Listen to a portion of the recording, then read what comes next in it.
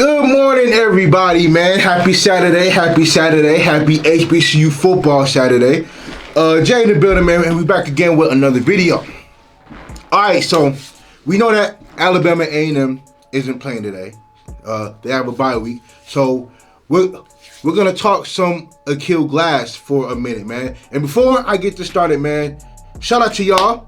Make sure you guys like, subscribe, comment, and share with your friends. Alright, so Aqeel Glass. Now, everybody is looking at his last three games, right? Looking at him versus Grambling, and they're looking at his 4 interception game. Looking at Jackson State and how bad they got beat. Looking at him versus Florida A&M and them giving up an 18-point lead and losing. And they're saying, oh, his draft stock is falling. And I'm gonna be totally honest with y'all. I don't think it's falling at all. If I'm gonna be honest with you, it's either stayed the same or I think it's kind of risen, if you ask me. Because I think a lot of people are just focusing on his last 3 games and then equating it to his draft stock. And people are not really taking into account what he did in 2019, what he did in the spring, and what he did his first 3 games.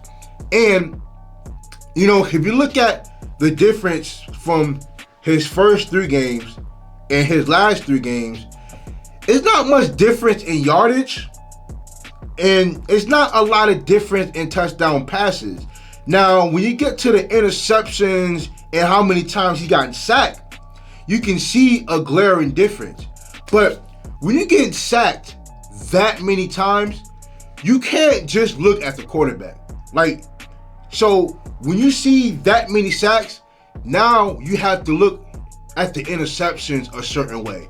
If you look at Grambling State, some of those interceptions were not his fault. It was not his fault. It was due to pressure. So, you know, we can't really put on him all the interceptions, but a lot of them we can. But let's also say this too. Aqeel is benefiting from not a very good quarterback class, if you ask me. Now, the quarterback class that are getting ready to get drafted or getting ready for the combine, they're not world beaters or anything. I think the number 1 quarterback right now is a quarterback out of Ole Miss. I forget his name, but at the start of the season, it was Spencer Rattler and Sam Howell at 1 and 2, and if y'all take a look at both of those guys, Spencer is on the bench, looking to transfer because he don't want to sit on the bench.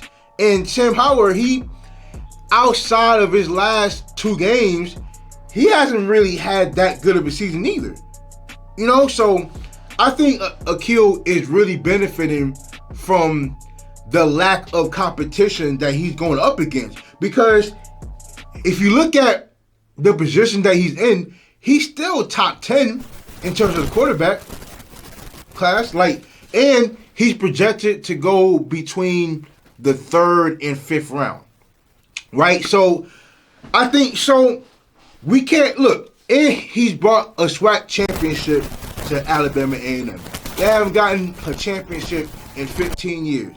Now, we can say that it's a byproduct of the short season that they had.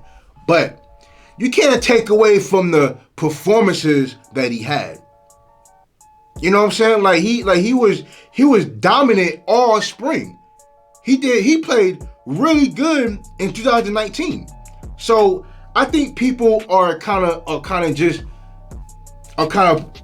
really put off by the last 3 games and equating it to his draft stock. And you really can't do that. Now, there is a scouting report on him, and this is from last year. I don't know if they have it for this year, but it says, so we're going to read off some of his strengths. So he has a good not elite arm strength, can easily make all the NFL throws. Excellent height to see over defense because he is 6'3".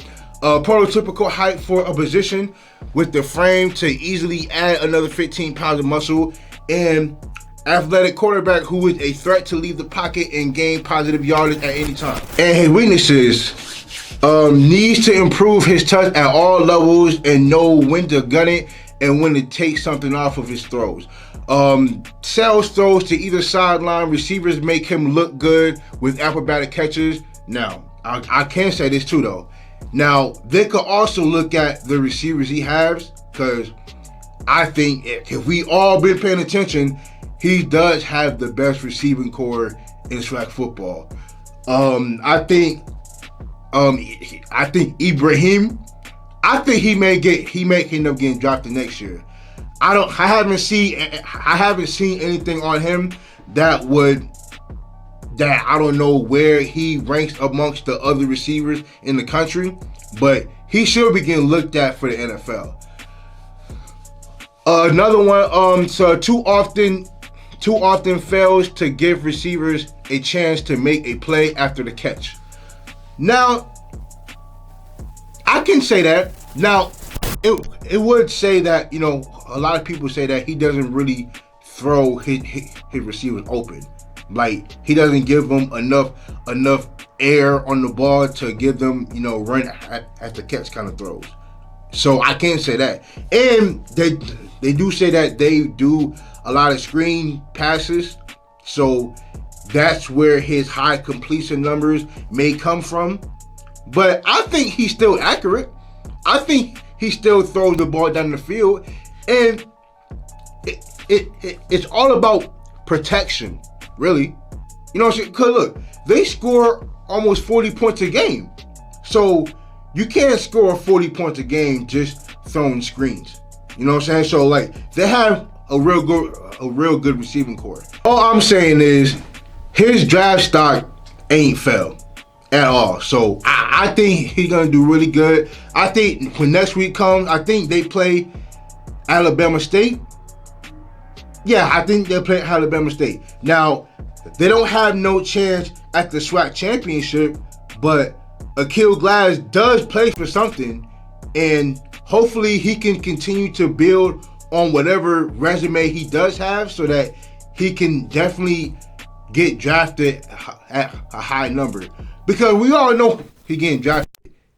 Top 10 best quarterbacks heading into the draft. So he's going to be fine.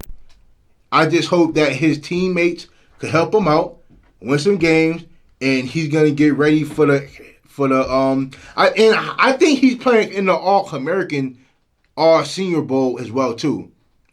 I think he's also playing in the HBCU Legacy Bowl as well. I believe so. But yeah, man, Aqeel Glass is fine. He's fine, man. He gonna get drafted. I don't want nobody to think that he gonna get drafted at the 6th or 7th round. Nah, there's too many teams that need quarterback, and he's in the top 10. So he's gonna at least get drafted in the 3rd or 4th round. That's my belief.